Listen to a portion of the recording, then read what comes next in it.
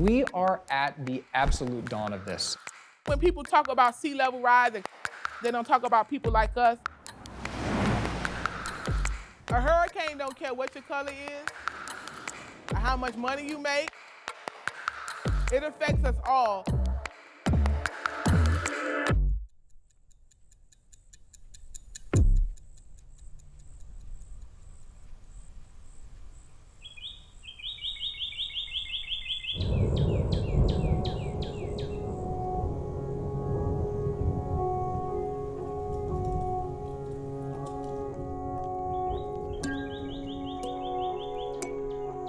It's 2050, and 140 million people worldwide have been displaced due to climate change. That's a number researchers say could describe our future. As actual habitable parts of the planet are shrinking, how will this affect how people move? Climate and environmental migration is already happening, and experts say this could make inequality worse, disproportionately affecting marginalized communities. And there's one state where all of these factors are already starting to play out: Florida.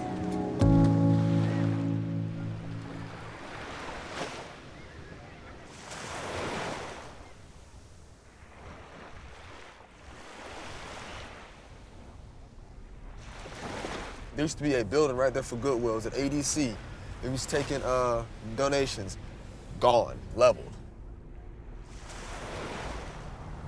Right there, Boost Mobile, gone. Over here, gone, bro. I want to say the hair shop there. And where are all the people that used to work here? Where are they now? Gone, gone. I mean, there's nothing to stay here now for. Yeah. So where did you work? I worked at Goodwill before I went down, before it happened. Now, after the storm, I just kept saying, dog, this is Godzilla, bro. Godzilla came through and stomped on everything. That's exactly what it looked like. It looked like a big foot just smashed down on it and kept walking. I'm 27, so I've grown up here my whole entire life.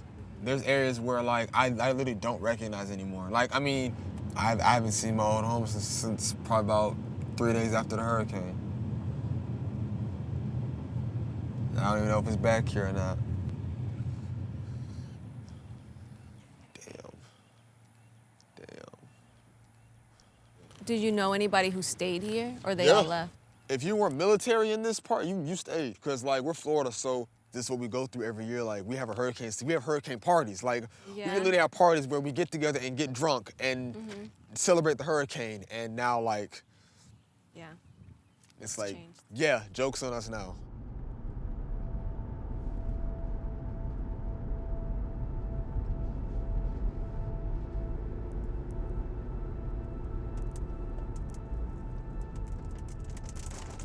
My daughter knows that a storm hit, you know what I'm saying? So, like, she's like 5. So it's like, wow. If you know that a storm hit, like, now your whole perception of your hometown is, like, changed now. Like, 'cause I don't have the same perception of here. I remember, like, the good times. You don't really have those. So now, yeah, you might be time to do something different now and get up out of here.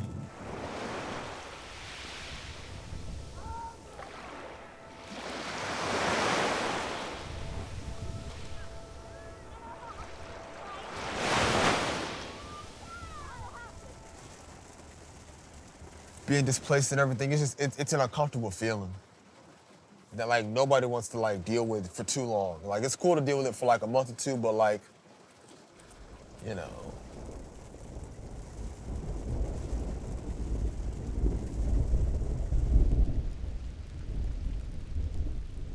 Let me get you, bud. Oh, I'm sorry. I'm hoping that when housing is rebuilt, that not all the housing is so expensive. That's their problem right now. They can't find a place because it's so expensive now. They're doubling some of the rent around here because they're saying that they had to do all these repairs. Well, you did repairs with insurance money, so it didn't cost you much of anything, really. Is that a good finger, man? Come on. Come on. What we gonna do here? What we gonna do? Hurricane Michael was a Category 5 storm that left about 20,000 people in the Panhandle homeless immediately following the disaster. Many are living in tents, RVs, or with friends or family to make ends meet. With little housing available, rent has hiked up after the storm and priced people out of their neighborhoods, widening the gap of inequality. A warmer planet means warmer oceans. And that means stronger storms.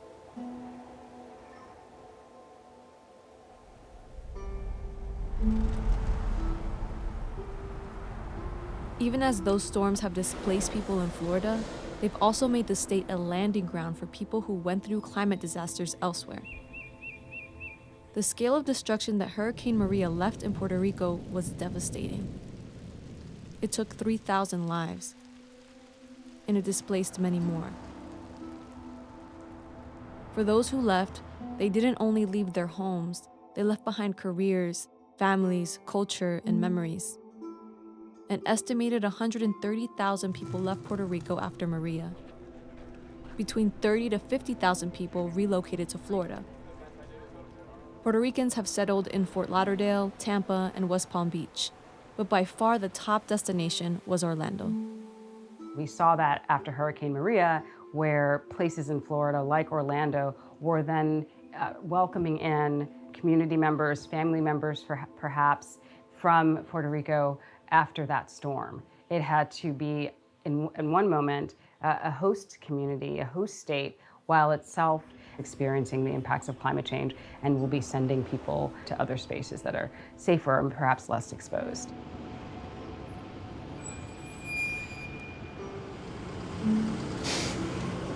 Hola, buena. ¿Cómo está? I remember it was like 2 a.m. and I was sleeping, and then the roof started leaking like right in my head.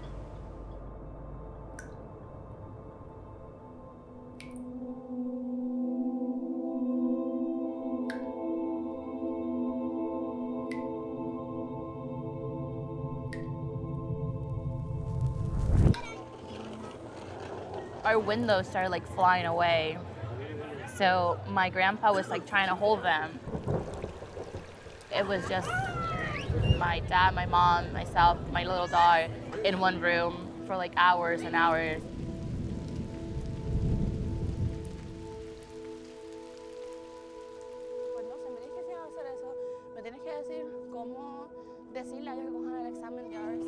One day you go to sleep with everything how, like, you know, it's been. Like, my grandparents' house has been there since I was born. And then one morning I wake up and nothing is the way it was. It was like a dramatic change.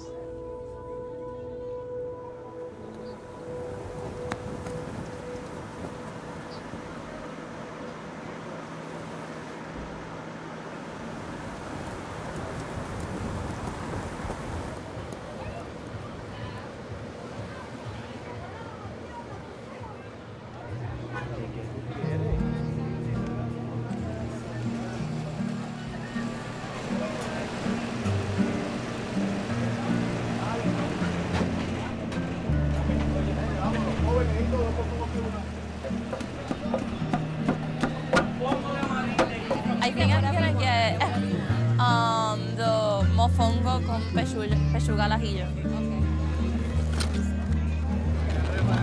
It looks really, really good. It smells really good too. Okay, so this is mofongo, and then this is pollo al ajillo.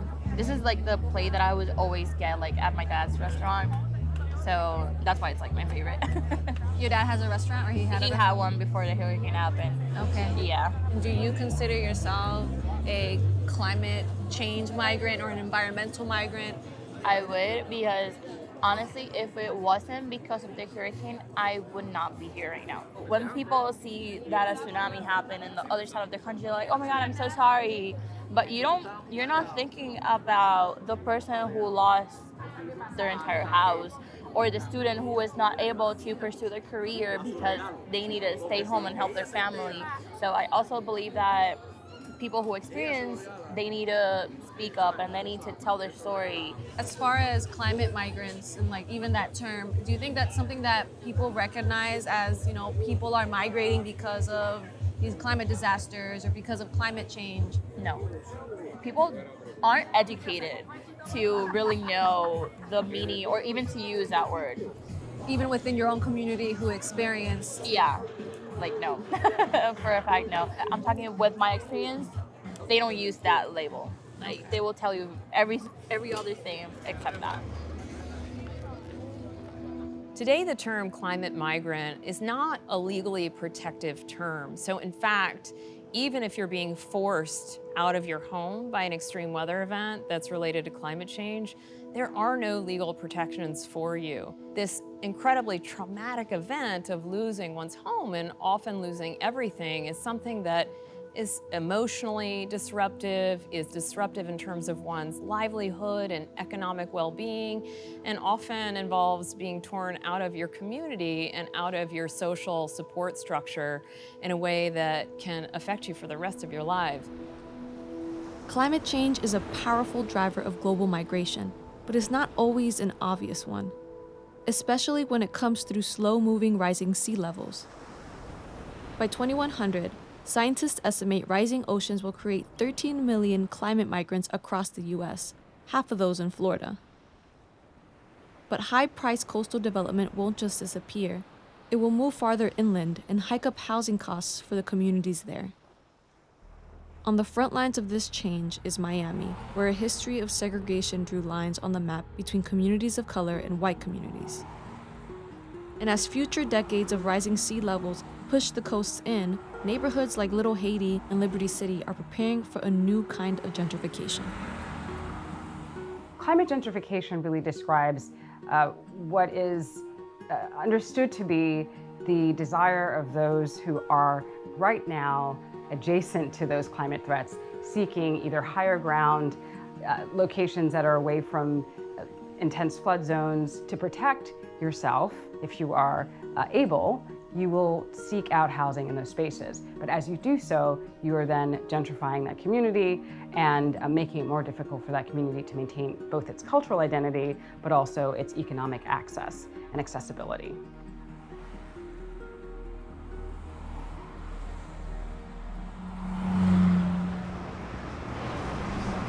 We have a presentation on something called climate gentrification that Valencia is an expert at. She is actually probably the biggest expert on the issue of climate gentrification in the world.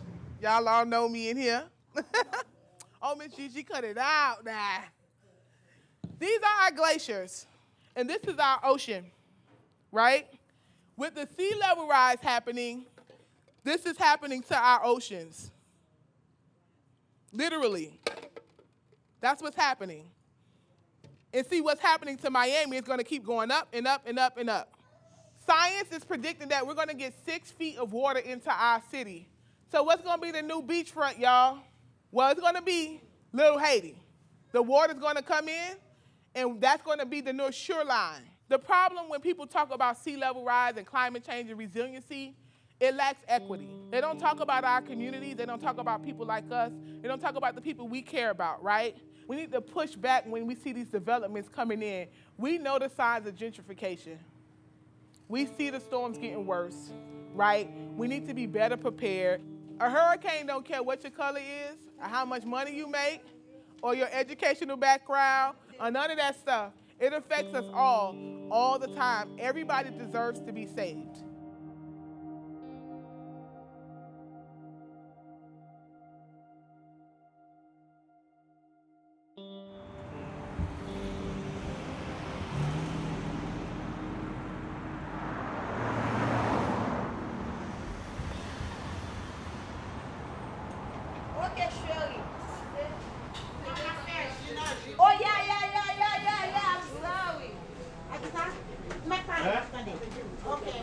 Miamians eat Haitian food. Can I have the fried turkey, rice and peas, and plantains?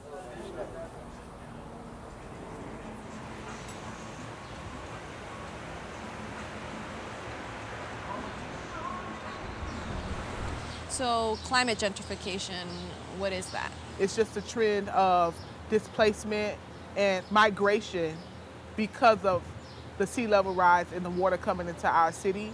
And we're starting to see rapid gentrification in our community. And how is it affecting Miami specifically? So Miami is ground zero for sea level rise in the country.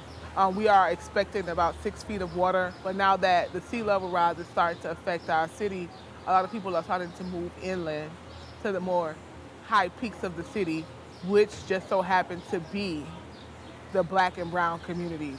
That's starting to worry people because now you're not only displacing people, but you're displacing culture and community and families. Communities like Liberty City, they have a lot of marginalized people, underserved communities that usually don't have a lot of income. It's not a lot of home ownership in communities like Liberty City and La Haiti. So what are some solutions that you see that can respond to climate gentrification or how climate change is affecting marginalized communities? People first, people over places and things. People have to understand, people have to be educated, people have to be ready because the storms are getting worse. The water is coming into the city, right? The gentrification is happening. And unless we're educated, we know our rights and we are prepared and we're healthy, we're going to get bulldozed over. Either the developers are going to do it or the weather is going to do it.